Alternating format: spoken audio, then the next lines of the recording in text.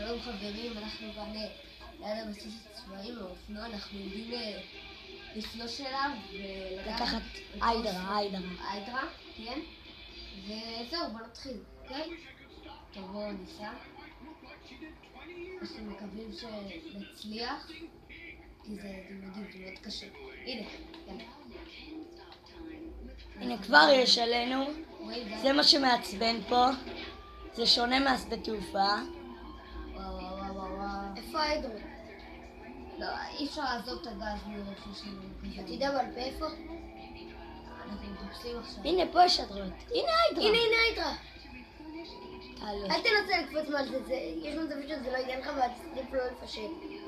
לא כאן, זה היה שם, כן. נו. טוב, יש לנו היידרה לדעתי. צא. אני יודע מה אני עושה, תמיד לי. אתה לא תספיק אבל. לא, אל תראה. אל תירה, פשוט תיכנס.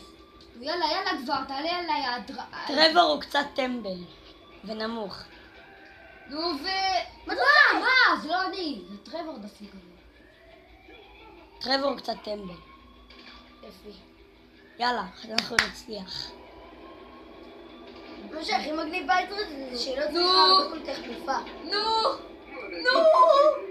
טוב, תחליף לטילים, בוא נראה באנשים. שיט, יש. תברח. לא.